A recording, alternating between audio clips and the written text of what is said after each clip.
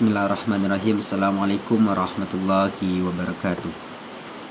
Saya Afdal Fanora dengan NIM 2120270. Saya berasal dari kelas PAI 3G. Saya mahasiswa dari Institut Agama Islam Negeri Bukit Tinggi. Baiklah, pada kesempatan kali ini saya akan melaksanakan ujian tengah semester dengan mata pelajaran manajemen pendidikan dengan dosen pembimbing Ibu Dr. Sito Rahmanah MA. Baiklah, untuk pertanyaan yang pertama itu, jika saudara diangkat menjadi kepala dinas pendidikan di daerah saudara, tugas pertama yang harus dikerjakan adalah menyusun rencana strategi pengembangan pendidikan menjadi tanggung jawab dinas semasa jabatan saudara. Jadi, jelaskan secara rinci dan terangkan langkah-langkah strategi apa yang akan Anda lakukan dalam membuat visi misi, tujuan strategi program pendidikan dan sarana pendidikan.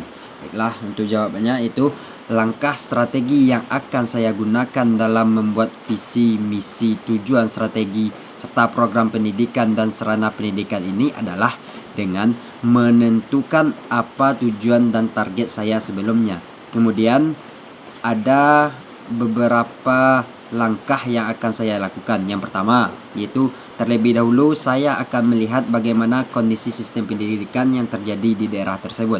Yang kedua, yaitu mengevaluasi apa saja kekurangan dan masalah yang terjadi pada sistem pendidikan pada saat itu. Yang ketiga, saya akan merancang program yang akan saya kembangkan pada sistem pendidikan tersebut. Yang keempat itu menata ulang visi misi, strategi dan program pendidikan sesuai dengan perkembangan pendidikan pada saat sekarang ini, dengan tujuan menciptakan pendidikan yang maju sesuai perkembangan pendidikan pada saat ini. Yang kelima yaitu memperbaiki apa saja kekurangan dan kendala yang terjadi sebelumnya. Yang keenam yaitu memberikan program-program yang menarik dan cepat menanggapi apa saja permasalahan yang terjadi. Yang ketujuh yaitu meningkatkan proses pembelajaran sesuai dengan visi, misi, serta tujuan yang sudah diterapkan sebelumnya. Untuk soal nomor 2 yaitu, sejatinya pendidikan bertugas untuk menyiapkan peserta didik agar dapat mencapai peradaban yang maju melalui perwujudan suatu pembelajaran yang kondusif, aktivitas pembelajaran semakin menarik dan menyenangkan, sehingga proses pendidikan menjadi lebih aktif dan kreatif. Lalu, bagaimana seharusnya sistem pendidikan nasional yang sekarang ini diterapkan dalam konsep perkembangan negara dan bangsa Indonesia?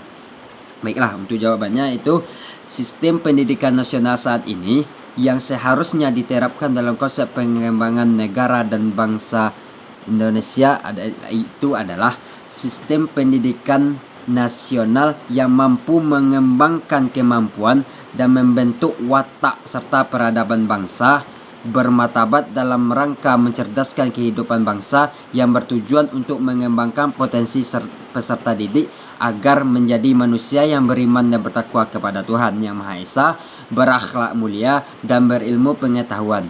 Sistem pendidikan nasional juga harus mampu menjamin pemerataan kesempatan pendidikan, peningkatan mutu, serta relevansi dan efisiensi manajemen pendidikan.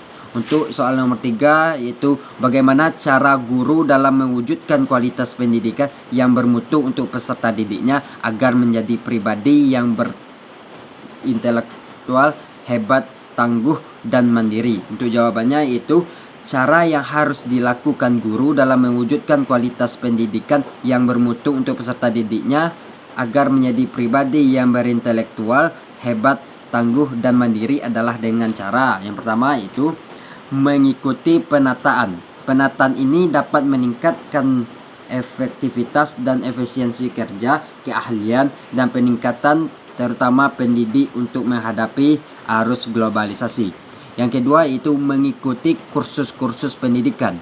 Hal ini dapat menambah wawasan. Yang ketiga itu memperbanyak membaca. Guru yang profesional harusnya banyak membaca untuk menambah bahan materi yang akan disampaikan kepada peserta didik.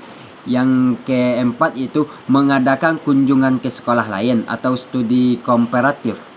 Hal ini juga dapat menambah wawasan dengan bertukar pikiran dan informasi tentang kemajuan sekolah. Yang kelima itu mengadakan hubungan dengan wali siswa.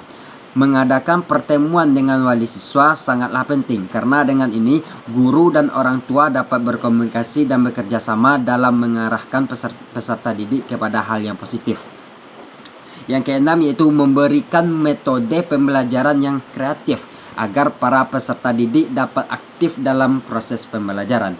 Soal yang keempat itu bagaimana cara pengelolaan dan peningkatan sumber daya manusia di perguruan tinggi agar menghasilkan generasi bangsa yang cerdas, kompetitif, dan produktif. Baiklah, untuk jawabannya yaitu cara pengelolaan dan peningkatan sumber daya manusia di perguruan tinggi agar menghasilkan generasi bangsa yang cerdas, kompetitif, dan produktif yaitu dengan cara yang pertama, dari segi dosen sebagai pengajar dan pendidik.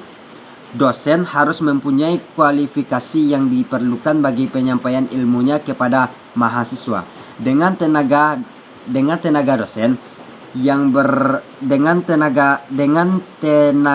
dosen yang berkompeten dan berkualitas akan memudahkan penyampaian ilmu pengetahuan dan teknologi sehingga apa yang disampaikan kepada mahasiswa dapat diterima dan dikembangkan sesuai dengan kemampuan mahasiswa dengan kajian bidang ilmu yang dipilihnya.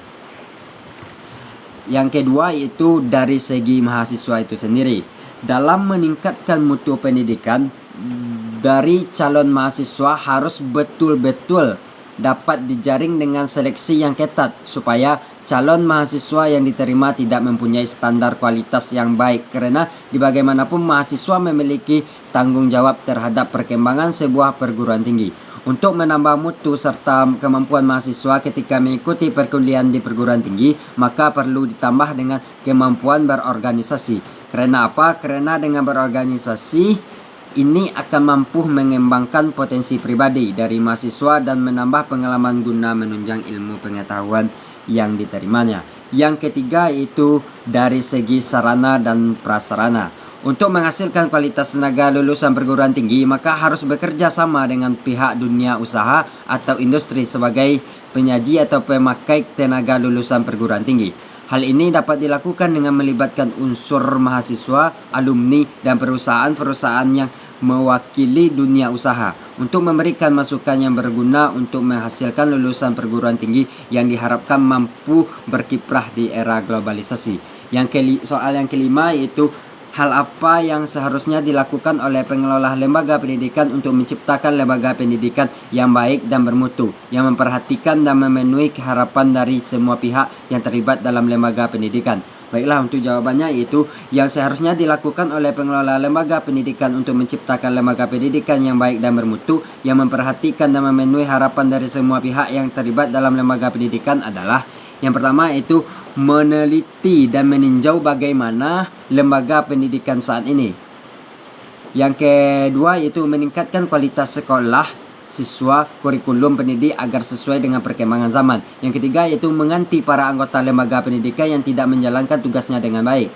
Yang keempat yaitu menata kembali visi dan misi agar mencapai tujuan. Yang kelima yaitu merancang program pendidikan yang berkualitas. Yang keenam yaitu meningkatkan kualitas sumber daya manusia yang lebih profesional. Yang ketujuh yaitu meningkatkan sarana dan prasarana pendidikan. Soal yang keenam yaitu carilah jurnal terbaru berkaitan salah satu materi yang dibahas, kemudian cantumkan jurnal tersebut dalam tugas saudara dan kemukakanlah gagasan saudara terkait dengan jurnal tersebut, dan temukanlah dalam jurnal yang saudara pilih itu apa yang menjadi karakteristik dari jurnal tersebut dan bagaimana aplikasi terhadap pelaksanaan proses pendidikan masa sekarang. Baiklah, untuk jawabannya yaitu untuk judul yaitu manajemen pendidikan karakter siswa. Jurnal ini yaitu jurnal manajemen pendidikan volume 4 nomor 5 oleh Hanafi tahun November 2015. Dalam jurnal di atas dijelaskan manajemen pembentuk karakter sekolah merupakan salah satu upaya pemerintah untuk mengembangkan karakter prestasi siswa. Manajemen lingkungan pembentuk karakter sekolah dilakukan agar lingkungan sekolah dapat menjadi tempat yang kondusif bagi penyampaian dan pengembangan karakter positif siswa. Perencanaan pendidikan yang pertama itu perencanaan pendidikan karakter siswa.